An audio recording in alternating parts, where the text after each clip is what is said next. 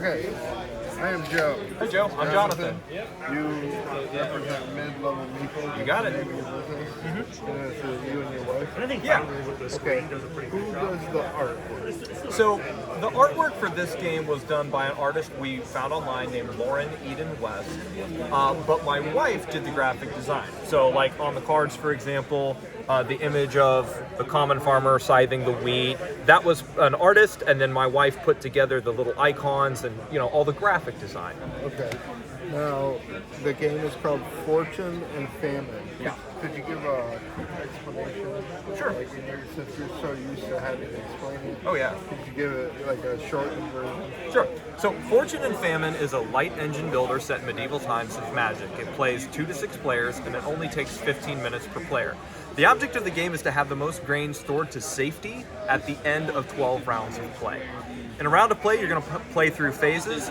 Basically, the phases are hiring workers into your kingdom to try to build the best combination of workers you can, collecting resources, which is grain and silver, and trying to balance them appropriately, and then paying to store your grain. That's where a little bit of push your luck comes in, because it only costs a single silver coin to move as much grain as you want to your storage bin, so you're getting a better deal the longer you're willing to let that grain pile build. But there are famine cards that'll show up over time, and when they do, you lose 50% of the grain that's not stored, so you can only push your luck for so long. Everybody gets a unique ruler as well, which gives you a power that nobody else has. So, when did you initially make this game? I came up with the initial concept for the game in 2019, I would say, and then my wife and I did a lot of playtesting and perfecting on it, and then we actually released it in 2021. You think COVID had a big played a role in you? Absolutely. Absolutely. Yeah, absolutely it did. Okay, so he said that you have a game. Yes. What was the other game called? It's right over here. It's called Gunfights and Gamblin. Gunfights and Gamblin, this is actually going to be our second edition. The first edition sold out, hence the second edition. Gunfights and Gamblin is an over-the-top, Old West, good guys against bad guys game. It's a team game, so you play with your buddies against your other buddies on the other side of the table. If you're a pioneer, you're trying to defend your town. If you're a renegade, you're trying to burn that town to the ground. Everybody plays a character. So like if you're the mayor, for example, you make all the money choices for the pioneer team. If you're on the renegade team, you're the thief, you get to try to steal items for your team. It's a head-to-head game. I'd say the core mechanic of the game is a outguess your opponent mechanic. It's tense and a lot of fun.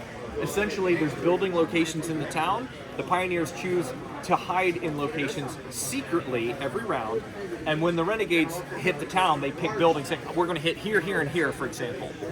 If the renegades find empty buildings, they get to burn them down. If they find a pioneer, you all have a gun battle to the death. So, did this game inspire this game in any fashion other than the shape of the board?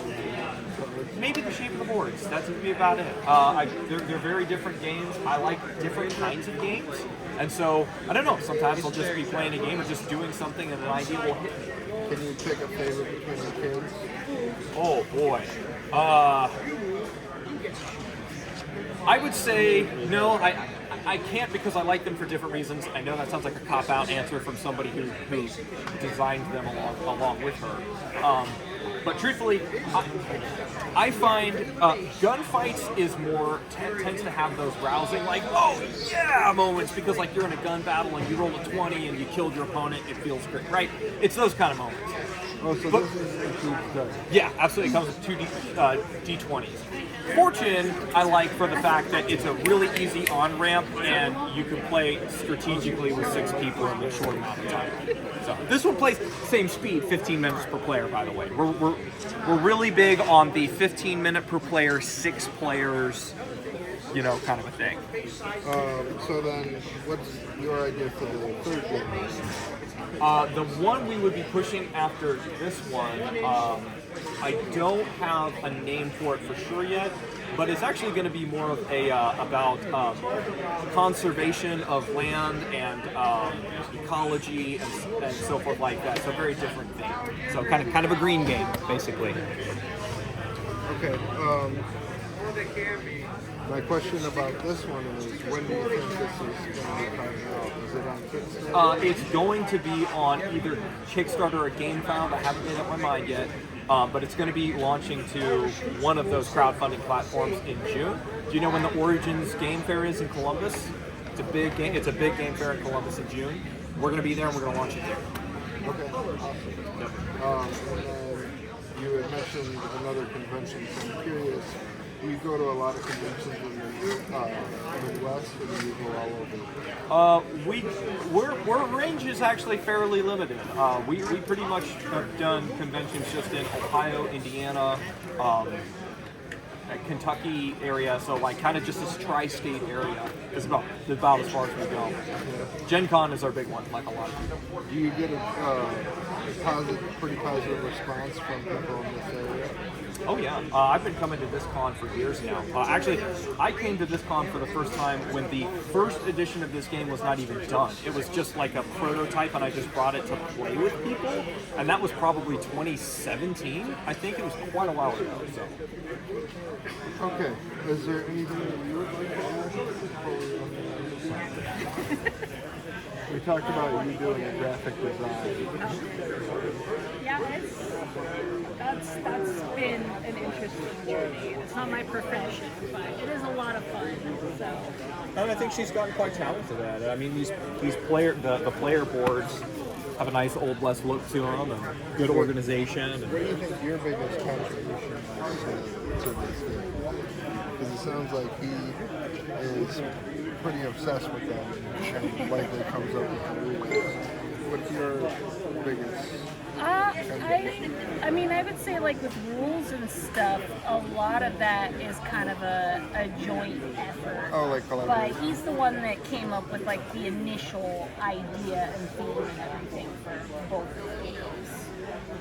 But Okay. if I had to pick, I mean, I do like them both. Like he said, they are very different for different reasons, but And it's this is mid-level. one of my favorite games of all time. Yeah, I was going to say, let's not kid anybody, hon. This is your favorite This is game. the one that I We play. know who your favorite child I is in this relationship, and it's this all one. weekend, and then at game nights at home, I hope people pick it. Yeah, she loves it.